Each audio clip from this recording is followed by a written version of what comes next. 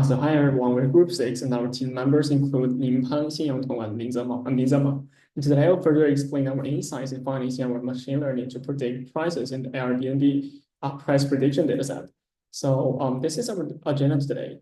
Our presentation will cover 6 main parts, including dataset intro, data processing, learning curve, and model selection, hyperparameter tuning, and the conclusion.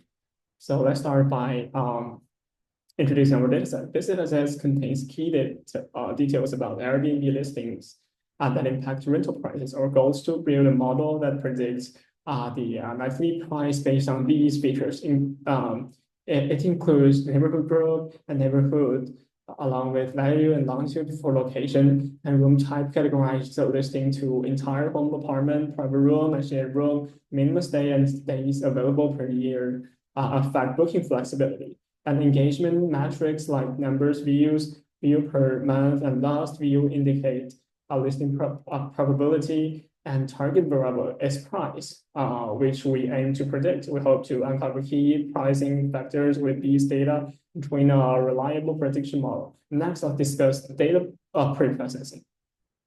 So we created a heat map to visualize the correlations between different features in the dataset. We observed that longitude had the weakest correlation with price. To investigate this impact, we removed longitude from the dataset and train the model. However, this results in increase the mean square error, as shown in the right side figure. And this suggests that while longitude has the low direct correlation with price, it may still influence pricing through interactions with other variables such as host ID and the calculated host listing count. Removal longitude likely led to the loss of variable information, which negatively affected the model's predictive performance.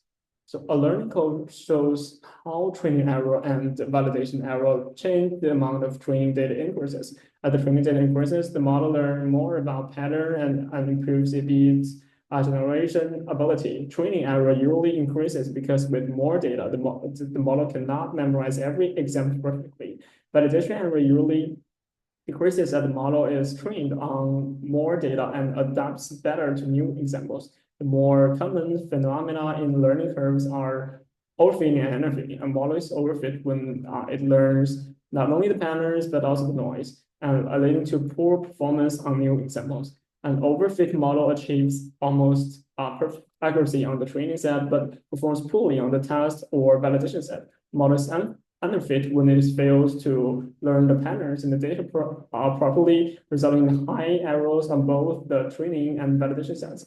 This means the model is too simple to capture the underlying relationships. In our model selection process, we used a pair character to compare multiple machine learning models. Based on initial results, the LGB achieves the lowest mean squared error and the highest R-squared score, making the top performance model in PyCaret's ranking. We explored other models with competitive performance, including random forest and KNN, and further analyzed their behavior through learning curves, but they did not perform very well in the final score system. So by comparing models based on their generation ability rather than just mean square error, we aim to find a model that would perform more constantly across different data distributions. To better understand model performance, we analyze learning curves of top rank regression models, focusing on training and validation errors. KNN and SVR showed a severe overfitting, and linear regression and range suffer from underfitting with constantly high errors. In contrast, gradient boosting, decision tree, and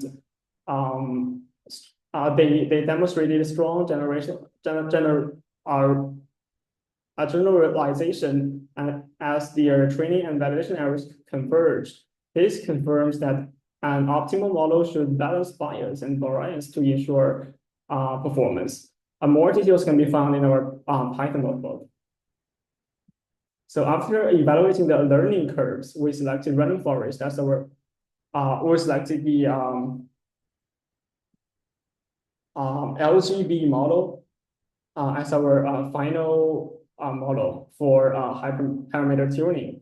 The reasons for this choice include balance fit. Unlike models that overfit or underfit, LGBM maintained a reasonable gap between training and validation errors, indicating strong generalization and stable validation error. As seen in the learning curve, the validation error gradually decreases and stabilizes, showing that the model improves and as it learns from more data. So our analysis shows that the LGBM model optimized with the fast hyperparameters achieved a low MSE and demonstrated a strong fit. However, its final performance score did not improve significantly. We attribute this to the small size of the test set, which likely introduced instability in evaluation metrics, leading to fluctuations in MSE, and this suggests that a larger test set or cross-validation on multiple splits could provide a more reliable assessment of the model's true performance. That's all. Thank you.